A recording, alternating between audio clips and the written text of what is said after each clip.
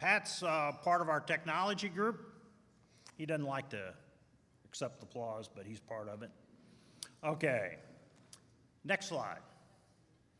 If you look around you, there's about 350 odd people in here. That's what we're averaging for a meeting, 360, plus another 40 to 60 on Zoom. This is a picture of our first meeting, May of 2010. 80 people. That'd be the first 3 rows. All right. One of the co-founders is still here, Wally, and I'll have Wally talk to you a little bit about how this whole thing came about. He's got about 5 minutes. Wally?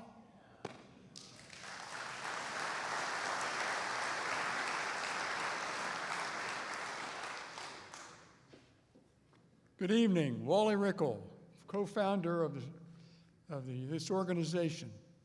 But what I'm going to try to do is a short history of what it's all about, how we got started. So let me start talking and not waving my hand. In 2009, I attended a party. I met Tom O'Donnell. Of course, it was a cocktail party. And we found we were both Civil War buffs. We talked the evening. The wives were unhappy because we were not socializing with everybody. But look what we got. We enjoyed Civil War roundtables. We had each attended three to six of them. Some we've organized previously.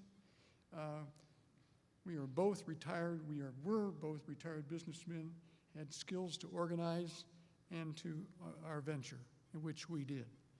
Our planning committee, the finance and nonprofit organization expert, advertising, publicity, these people were all professionals that wanted to learn or participate in history. Part of our success is this type of work. We also sought the advice of our local professionals in the field of history. I'm not going to name them all, but the Southport Historical Society, several other professional organizations in the area. We didn't want to walk on their sword. We wanted to work with them. And so we met with them, and we sort of, for a group, got together. I'm not going to name all of the folks because I'm on a time limit. They also established a board of directors. We've always had a board of directors. It changes from time to time. Bring in healthy people, bring in new ideas. We needed a meeting place and dates and times to meet. And we had guest and membership fees. In fact, our fees have not changed since then. You get the better value. So where was our first meeting? Well, it was a church. And that doesn't mean we're going down the drain. It was the only place we could find to meet that would give us a facility. And we had that was at the Trinity University Church. And we had attendance of 85 people the first meeting. That's the first, that's not the last. Okay, 1925, we needed more space and moved here. Good idea.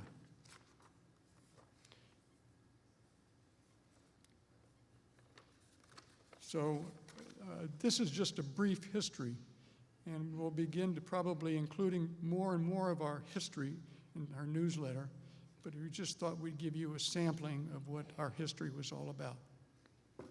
Thank you.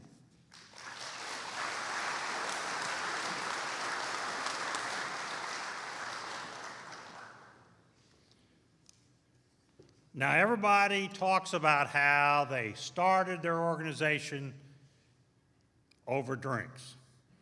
Well, you're in one that got started because the two wives said, "You two clowns, go over in the corner and go talk and have a drink." The only other group I know of that did this was the Marine Corps when they all went to Tun Tavern and they started the Marine Corps. And I'm not a Marine, so that's all right. I'm an Army guy. All right. Speakers. Got a great speaker tonight on the colored troops. Remember, September, we kick off on September 3rd with Chris Makowski. So he's going to talk about Spotsylvania. It's always a good presentation. So you got a lot of interesting topics coming up. Everything from the beefsteak raid in Pittsburgh and Petersburg. We got an impersonator coming up. So all kinds of interesting things coming up for the new season. All right, next slide. All right, we got the special raffle and the 50-50. Special raffle is for the Lincoln bust.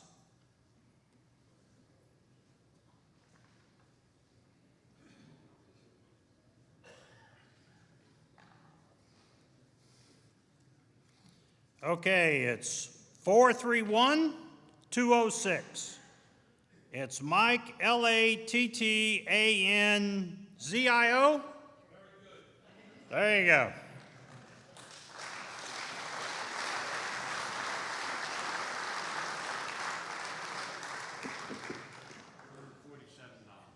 Enjoy it.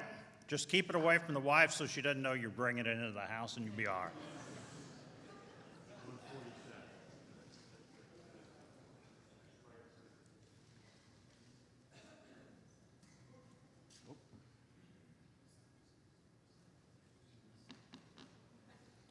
Okay, 50-50 tonight is for 147. Ticket number 213-9916. 213-9916. Bingo, all right, here we go. Congratulations. All right, for a free book at the Sutler's table, 214-0122. 214-0122.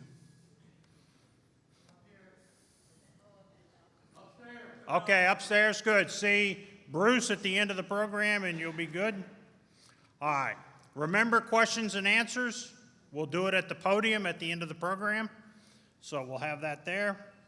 And tonight, Ann Birdsall will introduce our speaker. Oh, I'm going to leave that for you because you need that. Ladies and gentlemen, tonight we're privileged to have a new speaker with us, Captain Ed Gantt, U.S. Navy retired. After retiring from the Navy and the Army with a 30-year career, which included the Army's airborne and Ranger schools, as well as flying 2,000 hours for the Navy. It's quite an illustrious career. Thank you for your service, sir.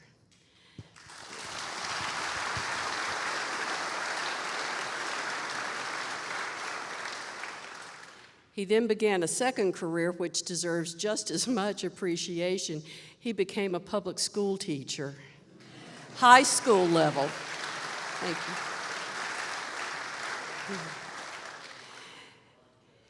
In 2014, he joined the 23rd Infantry Regiment USCT Civil War Reenactors and Living Historians, which was really his start into his knowledge and background of the USCTs.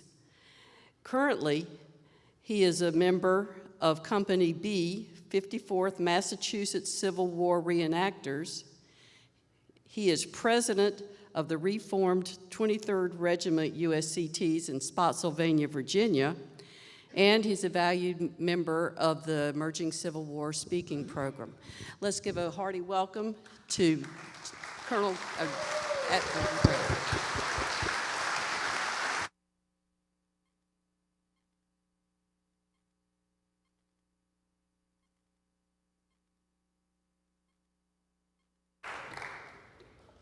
Good evening.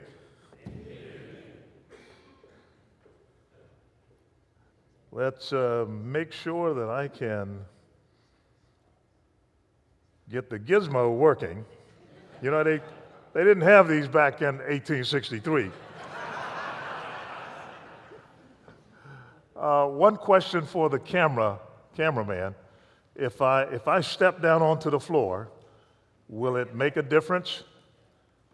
You'll either be able to follow me with the camera or ignore me because you're showing the screen.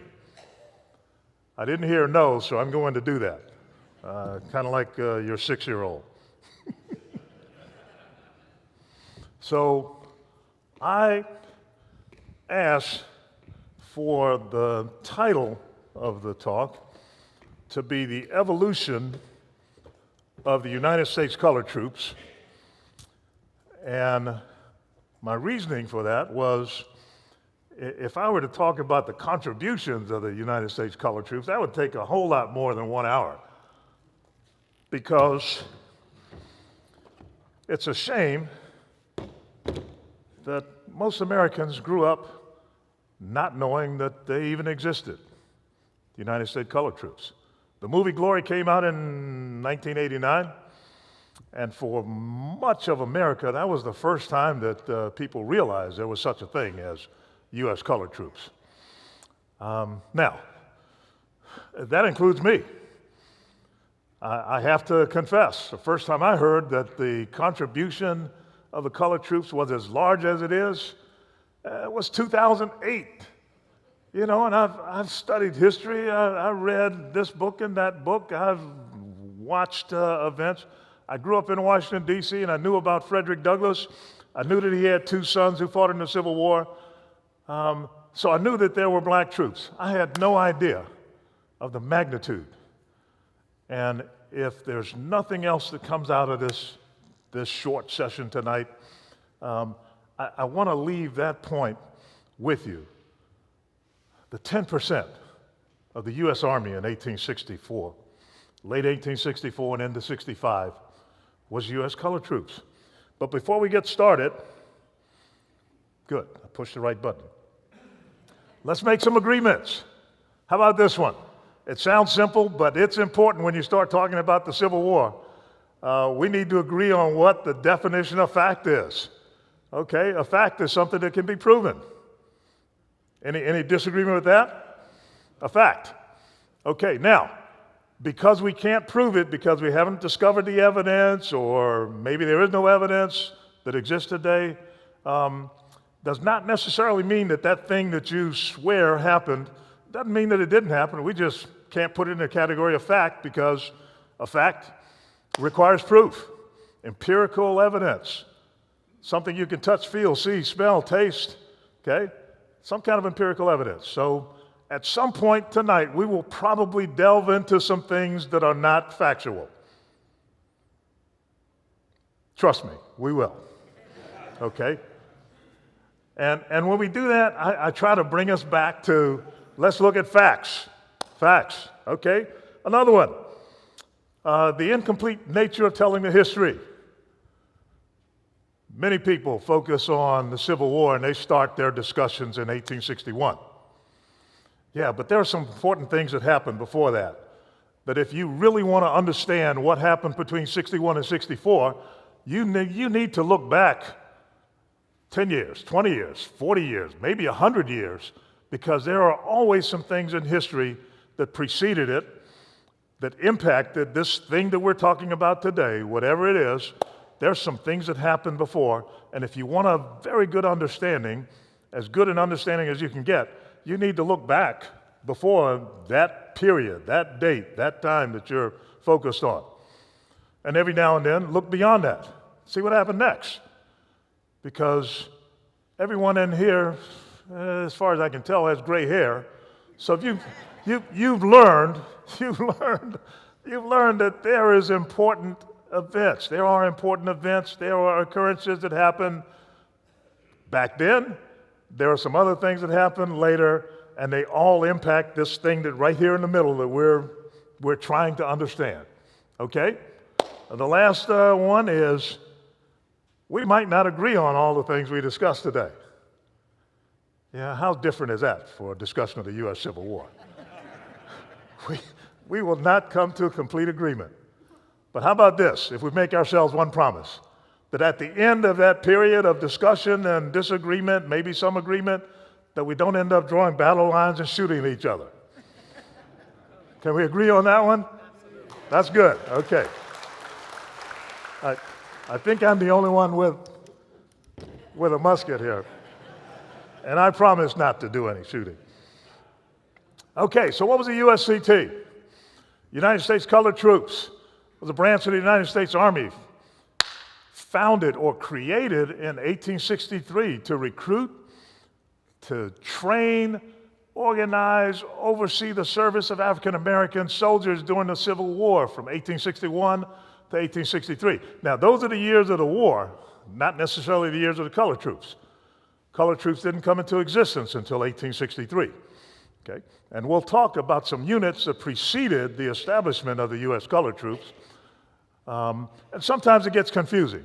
Were they colored troops or were they not colored troops? Well, in some cases, they were not colored troops at first, and then after 63, they became incorporated into the U.S. colored troops. But we'll try to focus primarily on that period from 63 to 65, the last part of the war. Okay? So the regiments consisted of black enlisted soldiers. Almost all cases were men. There's only one case that seems to keep coming up in research of a black female who posed as a male and may have fought in the Civil War, and there's some question whether that's an accurate story or not. But that did happen with regard to some of the white troops. There were white females who posed as men, and in some cases they didn't find out that that soldier was a female until she was wounded and ended up in a hospital. But I haven't found many instances of that happening in the U.S. colored troops. Okay? So the USCT had white officers, almost entirely. There were some black officers who served with the U.S. colored troops, but the overwhelming majority of those were either chaplains or medical doctors. There's only 5 cases that I believe I have encountered of an African-American combat commander in charge of troops in the U.S. colored troops. But by and large, they were headed by white officers. But here is the question that has to be in your head, especially if it's something that's either new,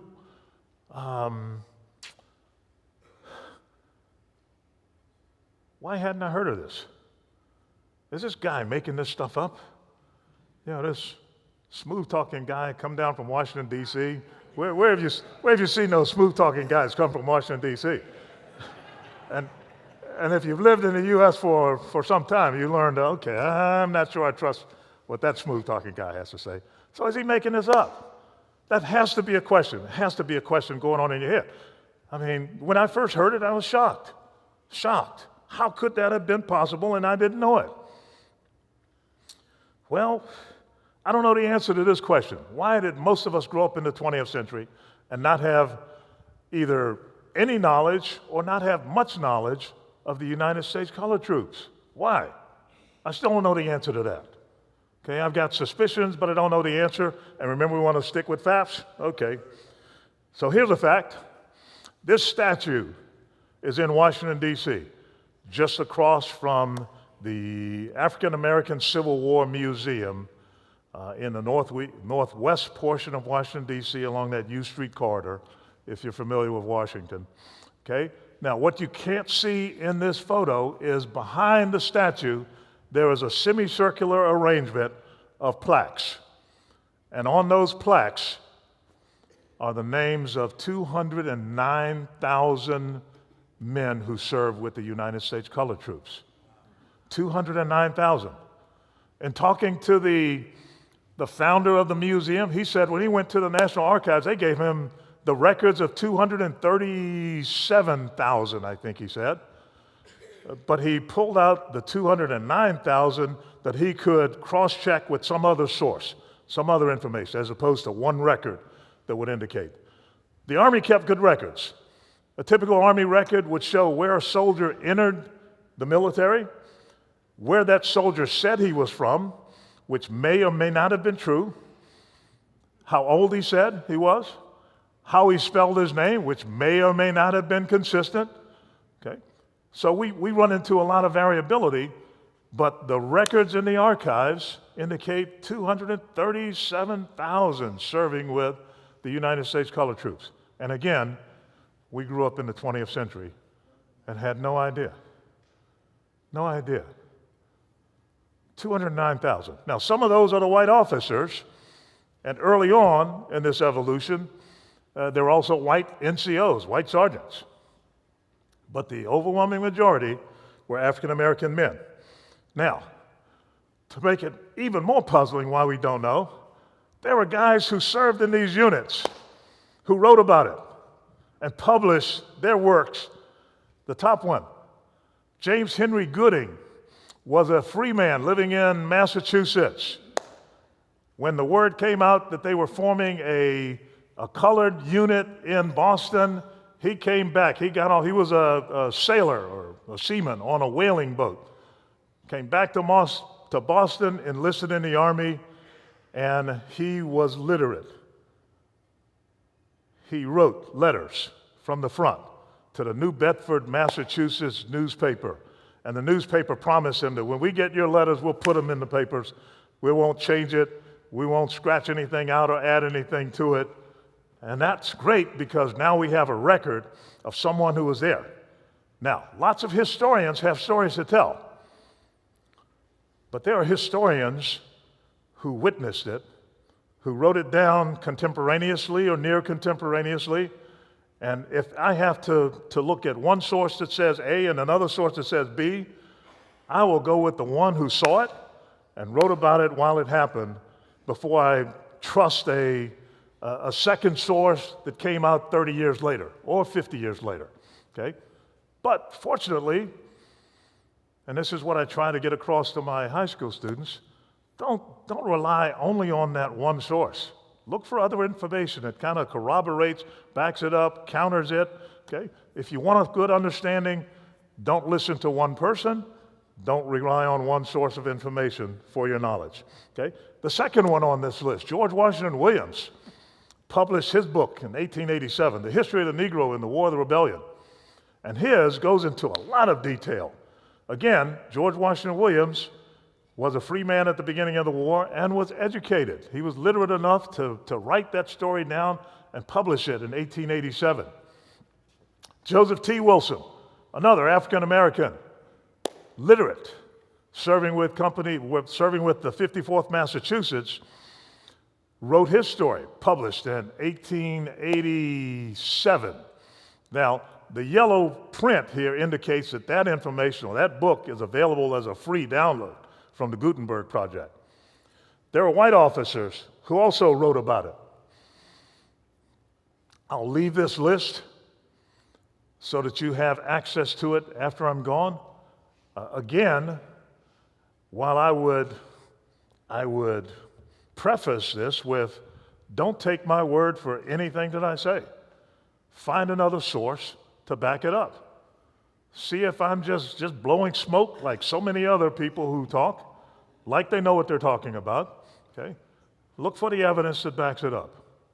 Don't trust me, but also don't reject what I say because it doesn't agree with your understanding of the war and the contributions.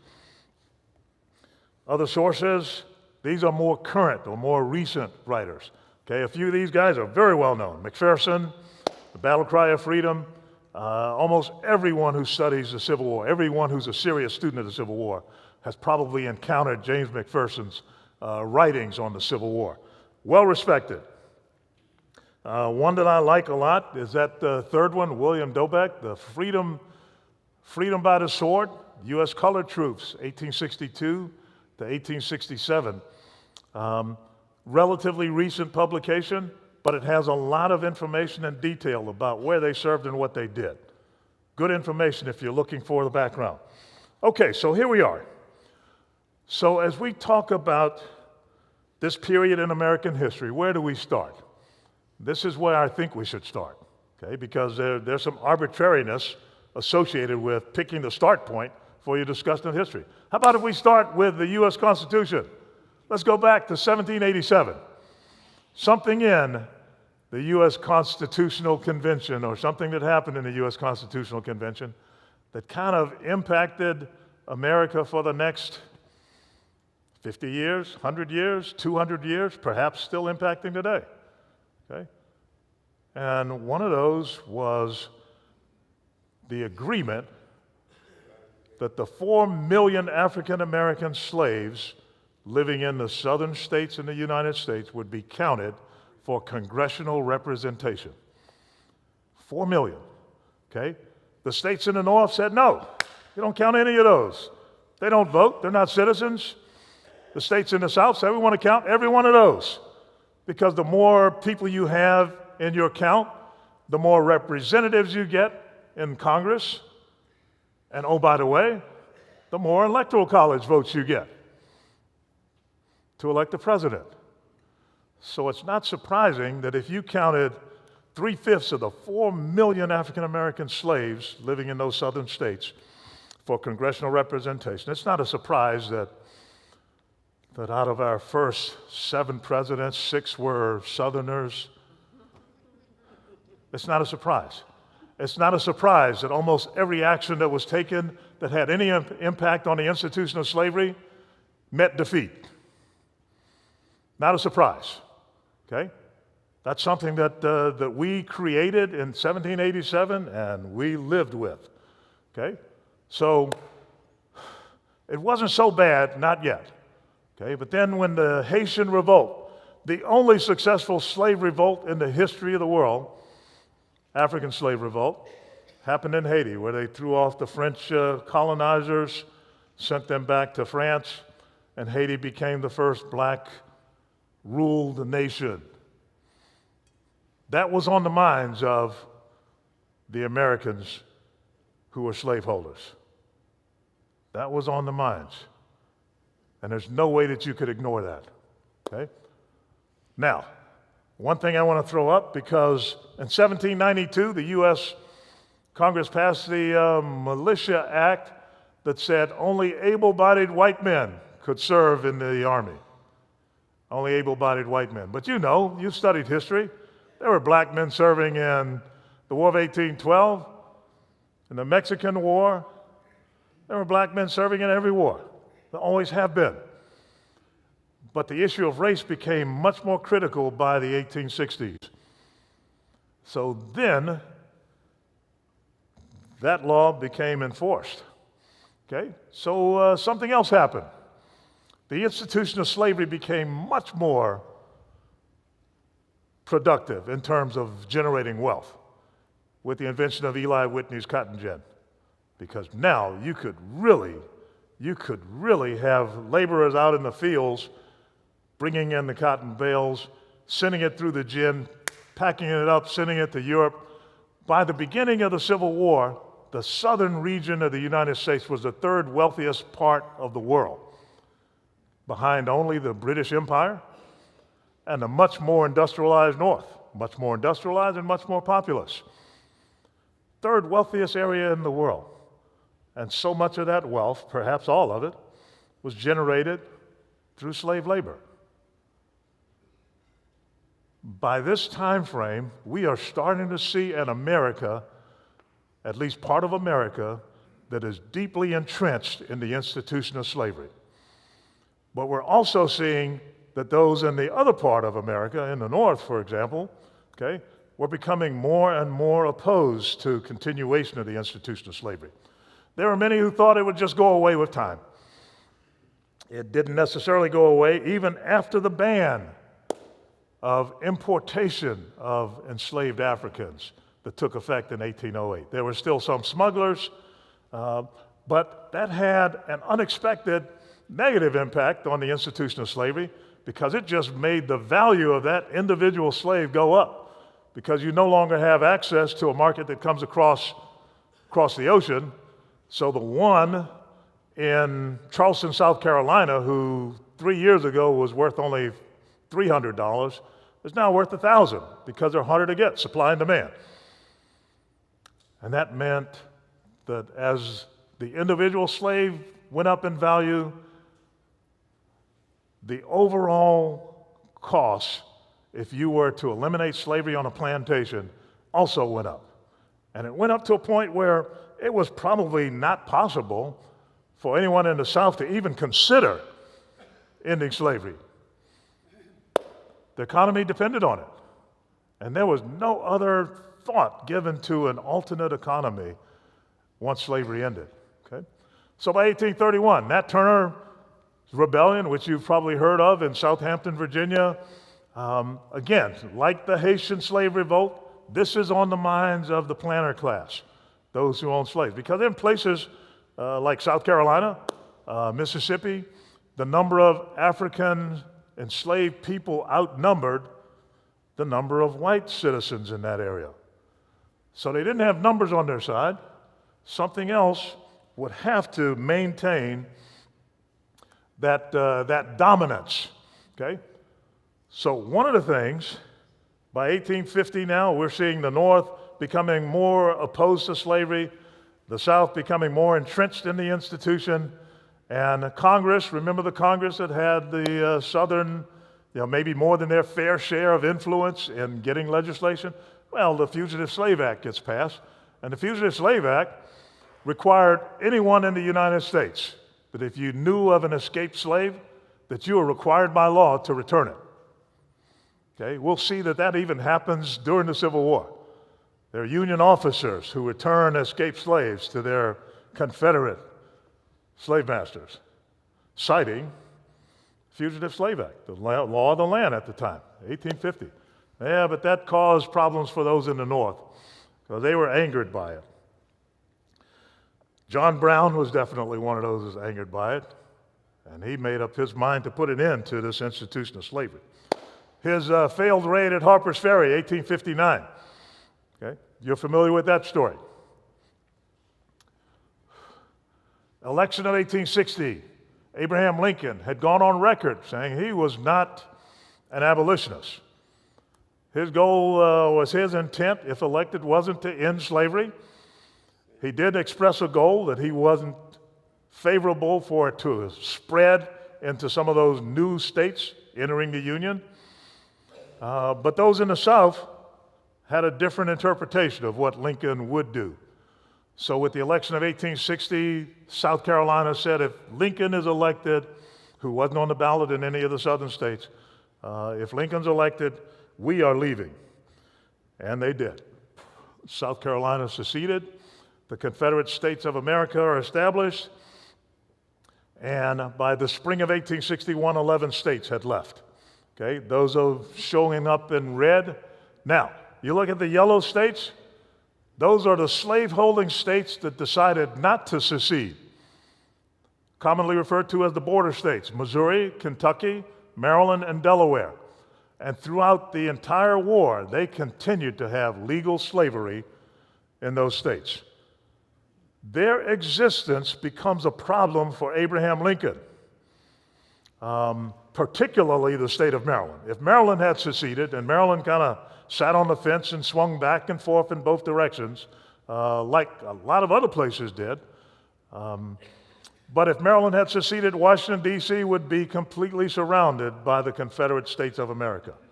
So Abraham Lincoln does some extraordinary things to keep Maryland in the Union. Some legal, some not so legal, okay? But his goal was to maintain the Union one way or the other.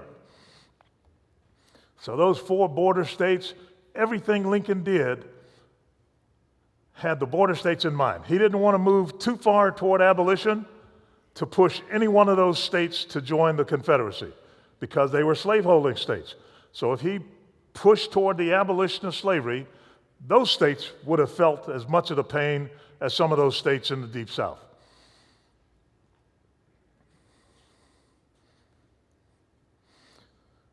So by the spring of '61, Fort Sumter in South Carolina is fired on, okay?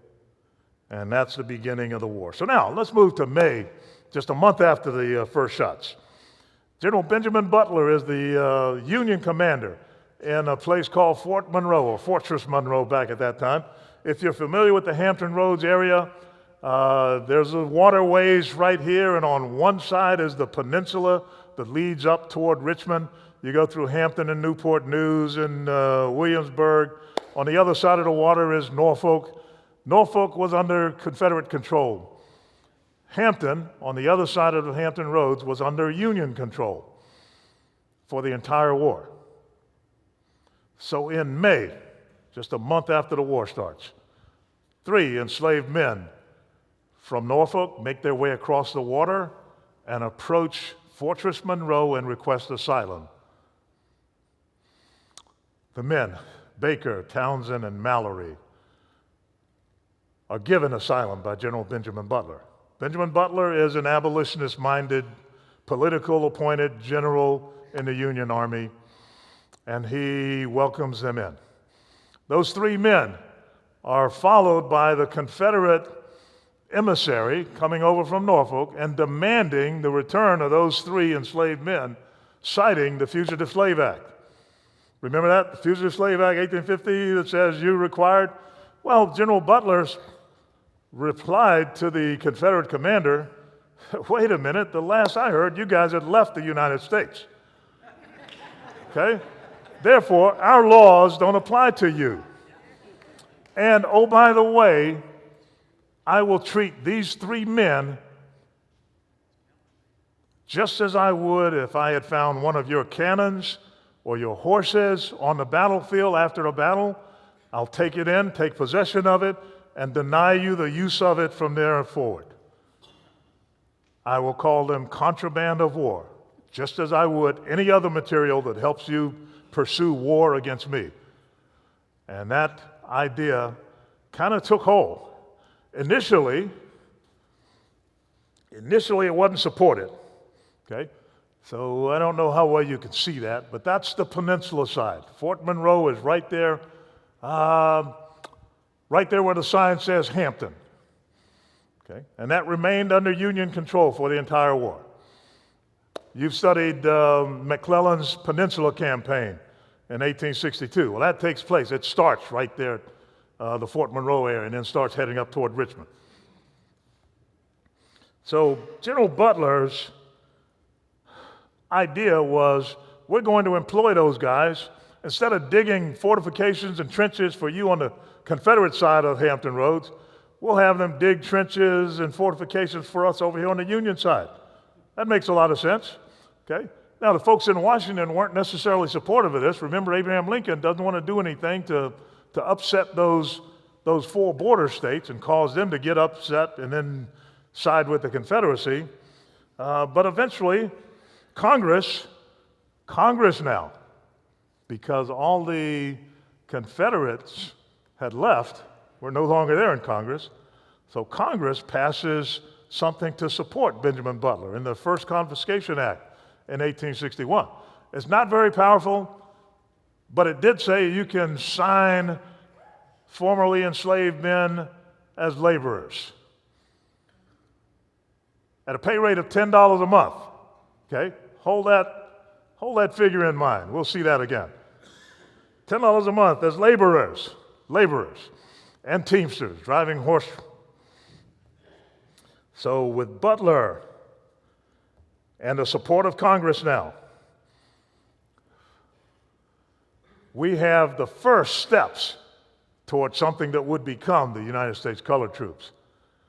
We have at least a military commander who is given authority to employ self-emancipated African-American men, okay, on the military compound. Okay, the next gradual step would be to employ those guys within the Army. Now, that wouldn't happen for another year, but there were also abolitionist-minded Union commanders that were pushing toward more abolition, more inclusion of African Americans into the Army. One such group, the Louisiana Native Guards, when the war first started, this is a group of mixed-race African-American Creole who live in the New Orleans and Louisiana areas, and they approached the Confederate leadership and said, hey, we are ready to fight to defend our homeland from attack. And the Confederate leadership looked at the mixed-race guys and said, hey, well, thanks, but no thanks. No thanks. A year later, that same group, the Louisiana Native Guard, approached the Union commander, and they became part of the Union Army. Eventually, they would become a USCT unit. This is without authority now, without the authority from Washington, D.C. Okay? So, eventually becoming part of the Union Army, by August and September of 1861, John C. Fremont, if you remember the old Las Vegas, John C. Fremont casino or hotel down there in the old town, that same guy. Okay, so he declares, okay, without authority, without approval from anyone, free any slave whose loyal or disloyal owners sided with the Confederacy. Okay? Lincoln, again concerned about those border states, asked him to put his decision on hold. Told Fremont not to exceed the congressional laws respecting emancipation. Okay? Lincoln is walking that tightrope as much as he can, but there are others who are pushing him to one side or the other. So, 1862 now, and as you know, the war has started. We've had a few battles. It's not going that well for the Union by 61 and the end of 61 into 62, okay? But those in Congress were doing things to slowly dismantle the institution of slavery. And by the summer of 62, Congress passes the Second Confiscation Act. And in the Second Confiscation Act, they put a little more meat into it than was in the Confiscation Act a year earlier. They said you can employ African American men as soldiers now, not just laborers, but as soldiers. But their intent was soldiers performing menial tasks, okay? The work crews, not necessarily fighting soldiers. Something else was in that Second Confiscation Act. It authorized the President of the United States to find a place in the Caribbean for those who had been emancipated, to move them out of the United States. It didn't require Abraham Lincoln to do that, but it authorized it. We are moving closer and closer because it's clear to many of those that that large number of African Americans living in the South were doing things to help the South continue the war effort. They're either harvesting crops, okay, that feed the economy or feed the Confederate war effort. They are freeing up many of the duties in the local areas and the plantations to allow white men to go off and fight in the war. So it was clear to many in Congress, and eventually to Abraham Lincoln by the summer of 1862, that if we can take part of that away from the Southern war effort, we can make it a shorter war, and we'll enhance our opportunities for winning the war. A couple of other guys who were still pushing. April of 1862, General David Hunter in South Carolina decided that he was going to create a black regiment without authority. Yeah. The effort was stopped when the War Department refused to fund or equip his soldiers. This is April of 62. Now, Abraham Lincoln, as the president, allows some of his mindset to move toward the cabinet. So the cabinet, okay, as cabinet should do, they're trying to follow the president's wishes. A month later, General Hunter declares that all slaves in South Carolina, Georgia, and Florida are free. Again, without authority. Without authority. But you can feel the pressure that's pushing Lincoln into one direction or another. So by the summer of 62, with an abolitionist senator, James Lane, out in Kansas, doing something very similar to what had been done in South Carolina, okay? Abraham Lincoln is starting to come around to their way of seeing things. And he announces to his cabinet his plan to emancipate the slaves. This is in the summer of 62. He's told to hold on to it, as you well know, wait until there's a victory. But Congress now passes that Second Confiscation Act in July of 1862. which kind of pushes the nation into the direction toward abolition.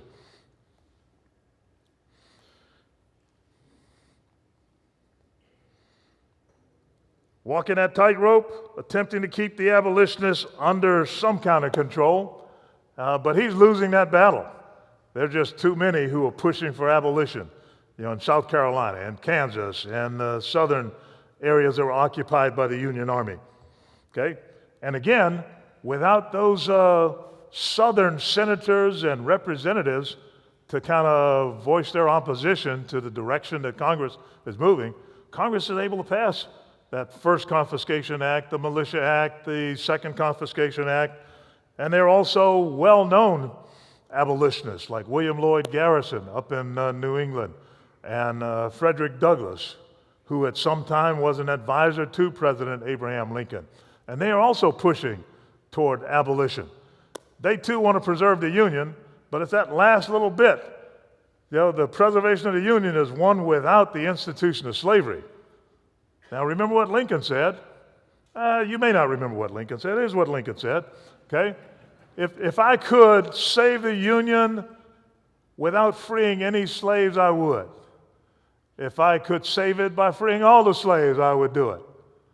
If I could save it by freeing some and leaving others alone, I would do that. Yeah, does he sound like a politician? Well, yeah. Well, yes, he's a consummate politician, okay?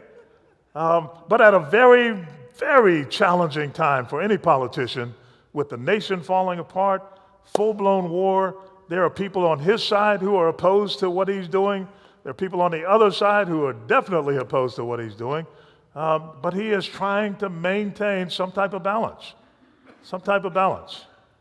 And the more you study Abraham Lincoln, I think the more you'll appreciate the predicament that he was in and the decisions that he made, recognizing how difficult that was going to be for at least half of the nation. Half of the nation, okay? So now, right after Lincoln says he's going to emancipate General Robert E. Lee invades the North, and we have the Battle of Antietam, the deadliest day in American history, okay? But Lincoln announced that on January 1st, any state that's still in rebellion, I will issue the Emancipation Proclamation, and it applied only to the states in rebellion. Again, political move. Where did it not apply? Well, it didn't apply to Missouri, Kentucky, Maryland, or Tennessee, the slave-holding states that stayed with the North. Remember those, the ones that are in yellow? Nope, Lincoln made sure that it didn't apply to them. I don't want to make you guys upset, okay? It also didn't apply to any part of the South where the Union had control now. Hampton is one of those areas, okay? Although General Butler kind of pushed us into that direction. But there's an area down in Tennessee and in the Louisiana area that was under Union control. And Lincoln carved out certain areas where the Emancipation Proclamation did not apply. So here's what I believe, that on January 1st, that if you lived in America as an African-American enslaved man, when the Emancipation Proclamation came out, on January 2nd, you were still enslaved. You were still enslaved. It didn't apply to places where Lincoln had control, and it only applied to those places where he had no control. So in effect, its direct impact on slavery was zero, initially, okay? But there's one thing that the Emancipation Proclamation did, and there's a clause in there that said, now you can enlist African-American men to be soldiers with weapons and fight in the United States Army. And shortly after the Emancipation Proclamation was issued in January, by that spring, the Bureau of U.S. Colored Troops was established. And as you heard earlier, that group, their prime responsibility was to go around and sign up black men to fight for the Union. And they did one heck of a job. Beginning in the spring, summer of 1863, to the end of 1865, 200,000 African American men. Some were volunteers. In some places, they were conscripts, and conscription could have been a formal type of conscription, or it could have been a recruiter showing up on your plantation and saying, you look like you're the right age, you're now in the Army. You're now in the Army. You, maybe not, okay? And they take them on away, okay? In some cases, okay? But there were large numbers of African American men who made their way to a recruiting station. I said earlier how the record would indicate where the person said he was from. Well, for some people, they're still thinking that the Fugitive Slave Act is still in effect. So if I escape from a plantation in North Carolina, for example, and I think that the Fugitive Slave Act is still in effect, when I find a recruiting station in Virginia, where am I going to tell him I'm from? Not North Carolina, because there might be a chance that you're going to return me back. Okay? I'm from Ohio. Okay? Well, yes. We know that the human mind will find a way to survive. We know that it will. So U.S. colored troops, in some cases, plantation owners in Maryland signed up their enslaved men, and the plantation owner was compensated. The African American soldier was given $10 a month. The slave owner was compensated. It kind of varied just how much compensation, but that's an amazing part of the story, that he's compensated at all. I guess he's compensated for the loss of that labor that he's not paying for anyway. Okay. So, September of 1863, African American recruiting and impressment. I know of some instances of impressment going to a plantation in Maryland, and that became a problem for some of the planter class, both in the border states and in the southern states. You are taking away our manpower that we need for this next harvest. I'm not sure that they got much sympathy for that. But eventually over 5,000 soldiers from North Carolina enlisted in the U.S. colored troops. 5,000. And how do we know? Well, two of those authors that I mentioned earlier list that in their books, published in 1887 and 1888. Okay? What was life like for the men of the U.S. colored troops? Well, it varied. It depended on where you were, who you were working for. There were some places where the commander had great things to say about his U.S. colored troop performance and wrote it in the reports, and then there were some that were kind of negative. There were Americans from the North who weren't necessarily in favor of the establishment of U.S. colored troops, and definitely weren't in the establishment of emancipation. Here's a few examples. Ohio Congressman Samuel Cox voiced his strong opposition, saying, "The Constitution-breaking, law-defying, Negro-loving Phariseeism of New England had caused the war." Okay, one man's viewpoint. Okay. Former governor of Illinois in 1862 added, "No more bloodshed to satisfy a religious fanaticism." Okay. Abraham Lincoln is in the middle of all of this. You know, one of the things that I have found most disturbing about the history that I've read of the Civil War and American history is that you will be led to believe that there were groups of people who all felt this way or they all felt that way. And that is not true. There are places in the South. Alabama formed a regiment to fight for the Union Army. At the First Battle of Manassas, there was a Maryland 1st Regiment on one side, and there was a Maryland 1st Regiment on the other side. On the eastern half of Tennessee, it swung back and forth with support for the Union cause, support for the Confederate cause. In Virginia, okay, and we're not talking about the western part that would eventually become West Virginia.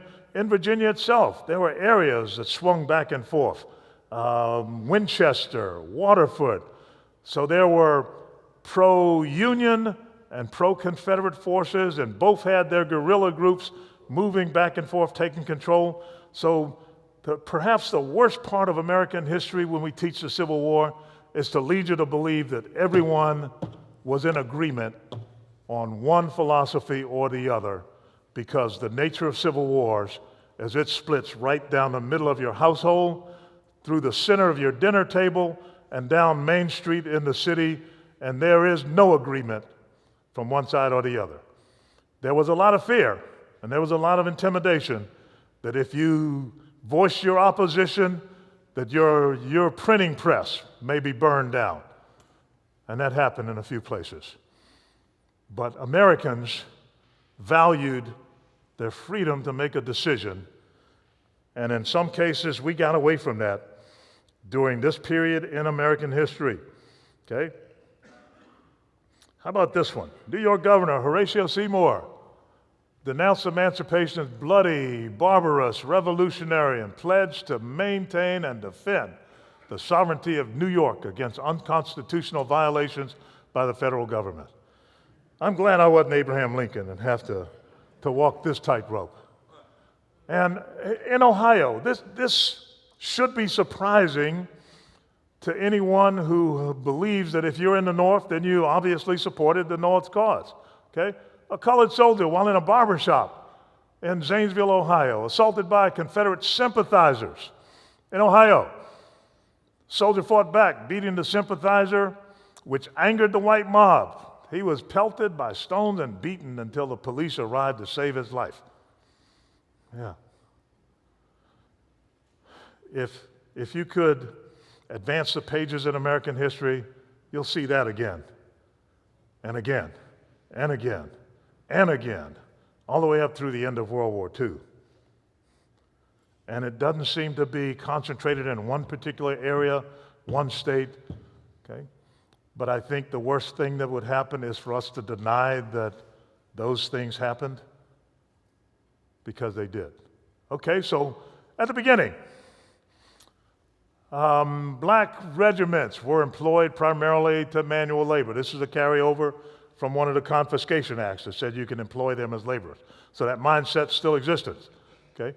So by the time the U.S. colored troops come into being, okay, the mindset is still, the black soldiers are their laborers. They're gonna dig trenches and clear off the trees.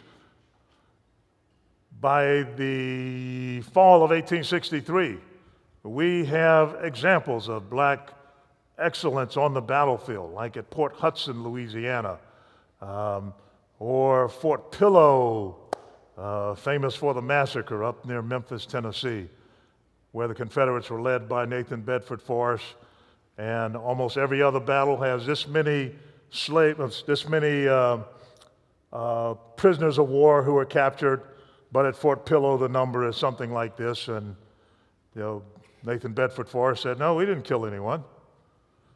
Yeah, but it's different, okay? The pay, initially $10 a month. By 1864, it had come up to $13 a month like every other soldier, but there was a caveat. Black soldiers had $3 withdrawn from their paycheck every month to pay for their uniforms, okay?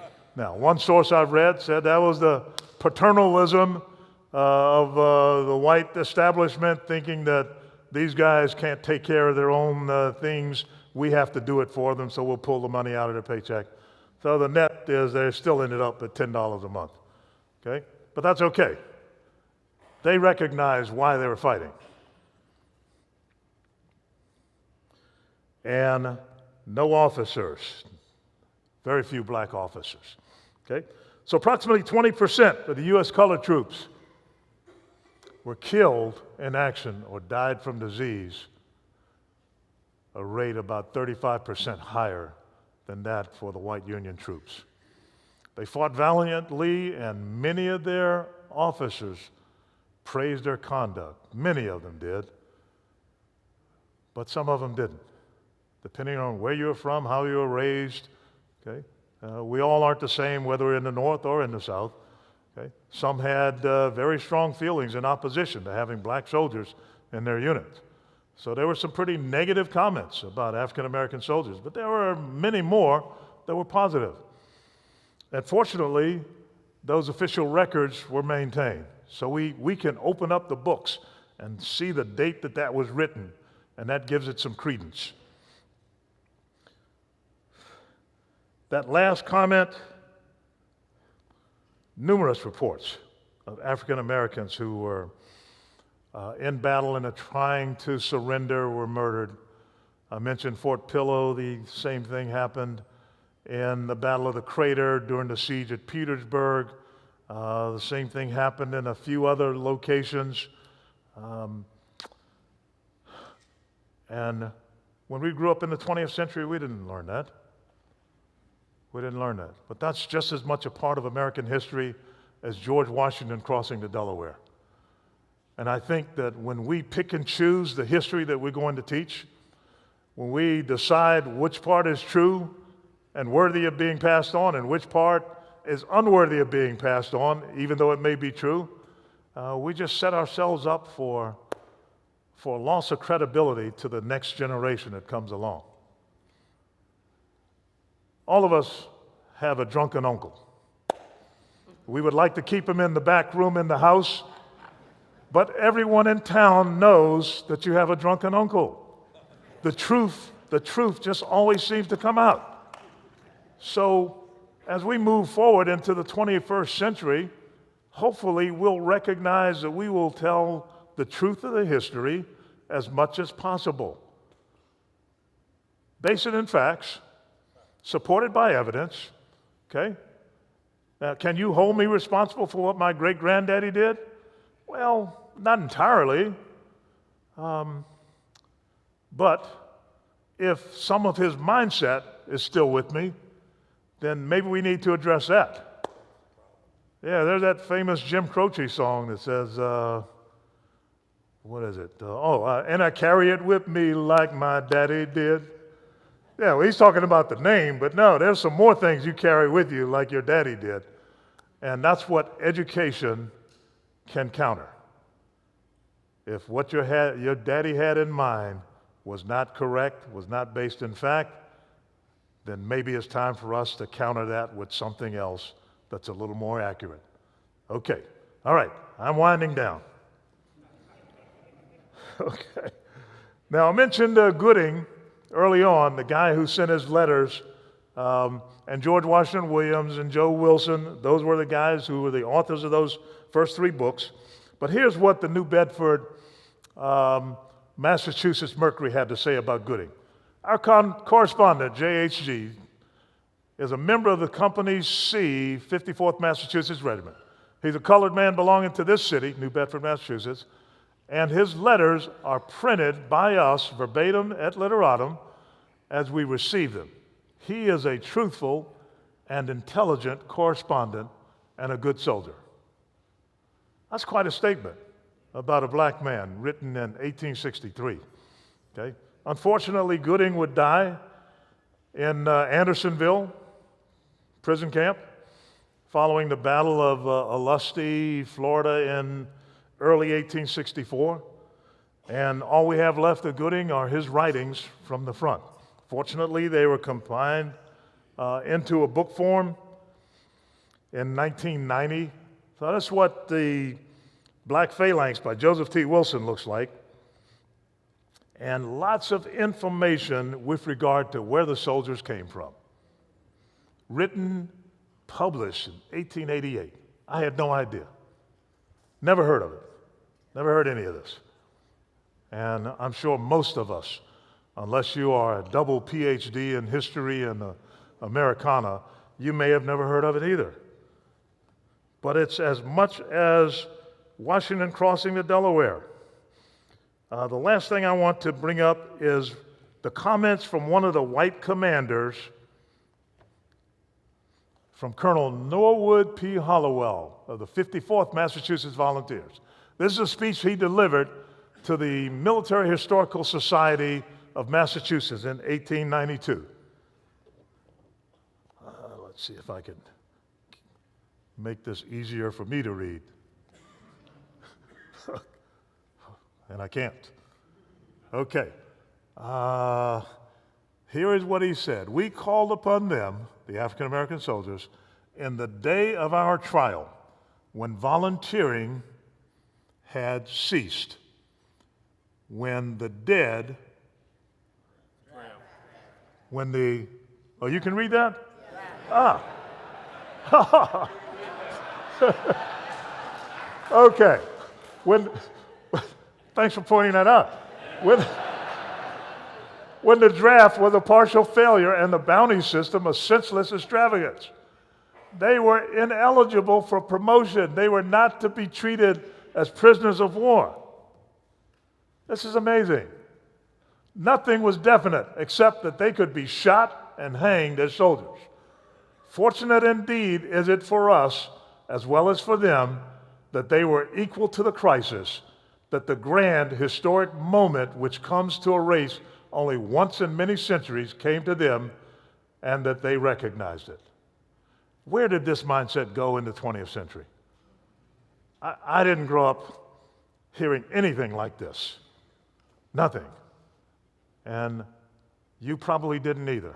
Something happened, and I have another presentation that goes into the next 30 years after the Civil War. And that set up the 20th century that we were born into, and the relation between history, truth, and races in America. So with that, I think I will bring it to a close. Okay. Okay. All right. Well, thank you. Whoa. Good. Good.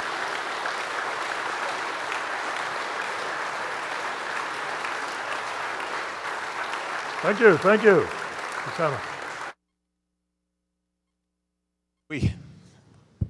All right, we're back live. We have time for some questions for Mr. Gantt. We ask, as we have before, we have a microphone set up here. If you are able, please come up here and ask your question. If you cannot come up here, raise your hand, and I will bring this microphone around to you. So please come up and ask your question. Can you go back to that previous slide? And we have a question to start Yes, with. that one.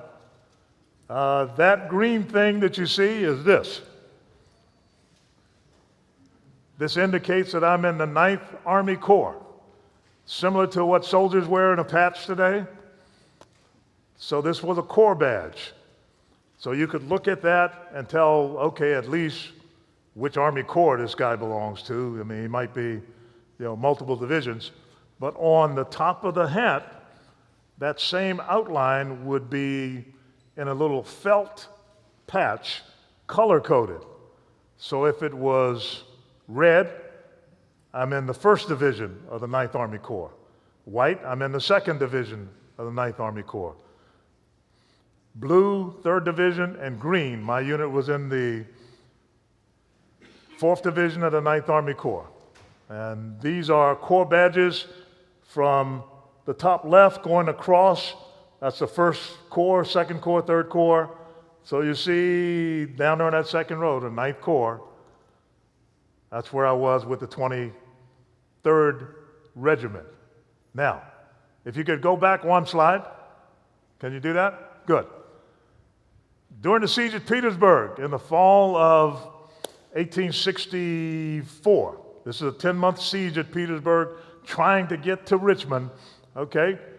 There was a decision by the U.S. Army to combine the 4th Division of the 9th Corps, where the U.S. colored troops were, with the U.S. colored troops from the Army of the James under General Benjamin Butler, and create an all-black Army Corps, about 30,000 soldiers at full strength. And that's the badge you see on the right as you're looking at it.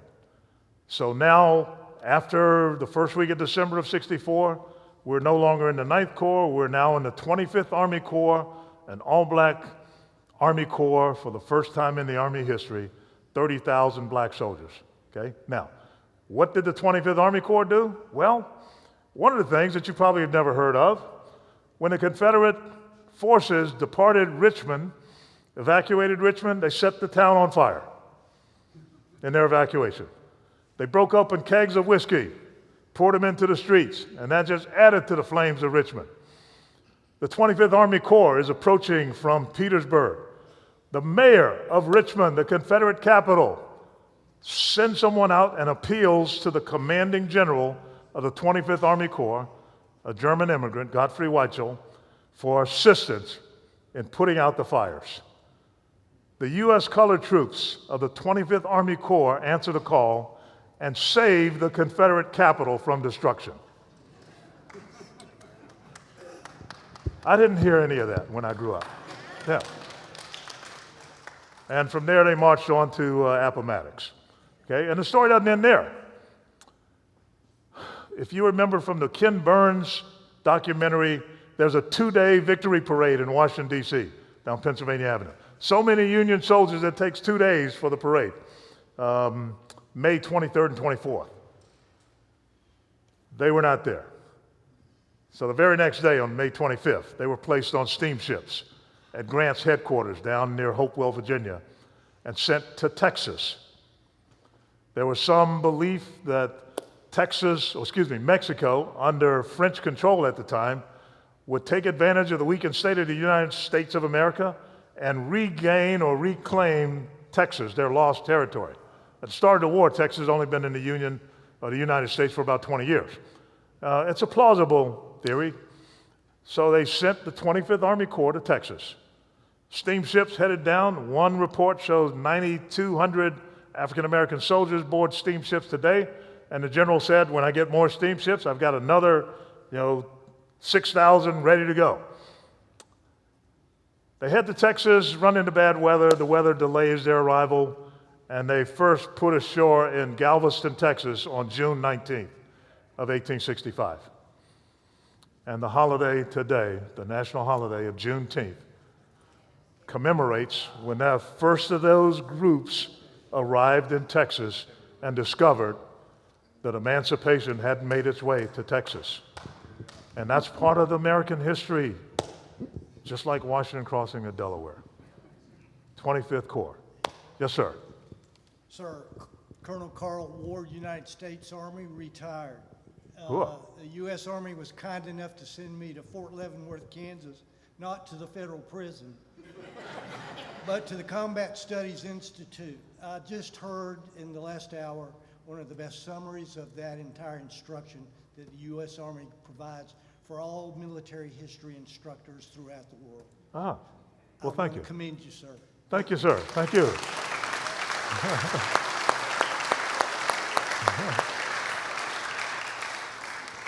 Sir, after the war ended, you said you were sent, the colored troops were sent down, 25th Division, to Yes. Texas. What ultimately happened to the USCT? Okay. I'll answer it first by this unit. My unit stayed in Texas until it was disbanded in November of that same year, 65. There were some that were maintained because in the southern states, they were under military occupation. So in many of the states, there were U.S. colored troops that were part of that occupying force in the southern states. And if you ever see, the D.W. Griffith movie, Birth of a Nation, there are U.S. colored troops in there. There's one scene of U.S. colored troops coming down the sidewalk, and a white man has to get off the sidewalk to make room for the U.S. colored troops who are the occupying force. It's an exaggeration, but that's okay. Almost everything in Birth of a Nation is an exaggeration. So the nation knew that there were U.S. colored troops, but then the other thing that happened, the Army downsized, as we always do after the war, and the Army kept 4 of the U.S. colored troop infantry divisions and 2 of the cavalry divisions. They kept the 9th and 10th Cavalry. They kept, I think it's the 39th, 41st, maybe 42nd and 44th or something like that, infantry regiments. And about 3 years later, they reduced that even further, combined those into just 2 African-American infantry regiments, and they became the 24th and 25th regiments of the U.S. Army, infantry regiments.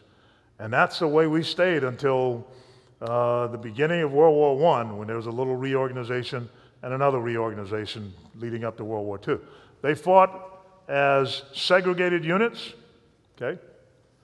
By this time, they now had black officers commanding, a few anyway, but they never were fully integrated into a combat operation where we mix my team with your team.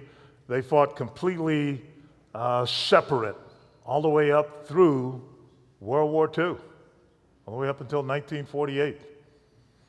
So the remnants of the U.S. colored troops became the Buffalo Soldiers, involved in the expansion, the westward expansion of America, the Indian Wars, the first National Park Service out in California under Colonel Charles Young. There were a number of things that happened with those guys that unless you really go searching for it, you will never know that they existed. And it's all owed to the successes of the U.S. colored troops from 1863 to 1865. Good question. Thank you, sir. We have another question. Yes. I don't know if the mic is working, but was there pressure by Southern officers on the average Southern soldier to treat blacks halfway decently who were in the Army when they were captured or on the battlefield? I have not read such. I can make some assumptions. And here's the assumption that I will make, having been around soldiers and men. There is a sergeant here in this unit who is just an absolute tyrant. Everyone hates his guts. There's another sergeant in the unit right next door who has an open heart and treats people fairly.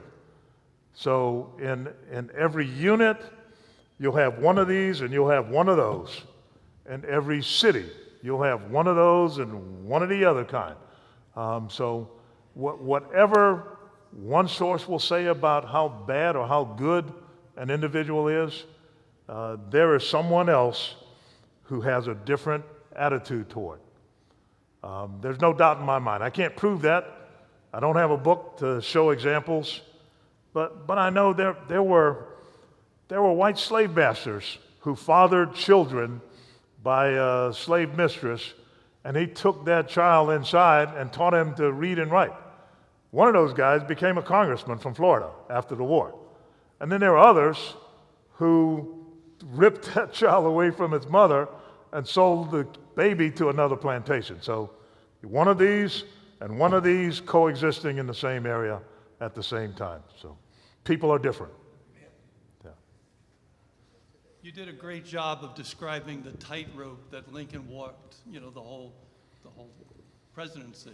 What is your evaluation of the decisions and the timing and things of Lincoln, of his presidency? Well, my decisions would be entirely from a personal perspective that doesn't have the weight of the nation on my shoulders. I mean, I would be like Frederick Douglass and constantly whispering in his ear, hey, emancipation is what we're about. Frederick Douglass didn't have to worry about preserving a union. Didn't have to worry about continuing the nation. That's one of the things that you will not appreciate until you're in charge. And having been in that position, the person at the top has to look across the environment to come up with the decision that is best for the greater number of people or for the greater good in the long term. I don't know if that answers your question, but I would disagree with Lincoln, but that's a personal perspective, because maintaining the Union was secondary to ending the institution of slavery in my mind, just like it was in Frederick Douglass' mind. Yes, sir. Have you written any books, or do you have this No. compilation of all I have a list of books that I've referred to, but no, I've been busy fighting the Soviet Union and Gaddafi and who else? Wherever there's a bad guy in the world, I was there. From 1969 until 2003, I was either in the Army in Vietnam or at Fort Bragg or in the Navy on aircraft carriers. And as you know, on an aircraft carrier, whenever some bad guy starts making noise, we send a carrier in that direction. Right now, one of my old ships, USS Eisenhower, is sitting in the Red Sea, and just past 8 months, I think, that they've been there, been away from home. Thank you. So that's a long answer to say, no, I haven't written any books. Not yet, anyway. Do we have any other questions? You spend a lot of time in the library and the archives. I remember that in graduate school, nights in the library. And to write a good book, you really need to put the time in. Do we have any authors here who can attest to that? You did a great job. Thank you. I recently read a book, and I'm sorry, the title of the book escapes me. It's about slaves in the South heading south into Mexico to find their freedom because Mexico had made laws against slavery, so they went that way. Do you have any information? Have you ever come across anything where Mexican liberated slaves participated in the war against the Confederacy? Have you had? Only tangentially. I've heard it because in my pursuit of information about the war, that was kind of off to the side. But I have heard of African Americans who moved toward Mexico, and I've also heard about Confederates who moved to Mexico to maintain slavery and perhaps continue the war as a guerrilla effort. At one time, there was some consideration that they would establish a colony in Central America to maintain the institution of slavery. So I think that there's some truth to that, but I don't have specific information. Sir, Yes. not a question, but this is a presentation that should be given to every high school student in the United States. Well, I wish I could. I wish I could keep them awake for as long as you are awake. Well, we thank you. You received a standing ovation for our last night, the last presentation of our season. We thank you very much. Well, thank you, sir. Thank you.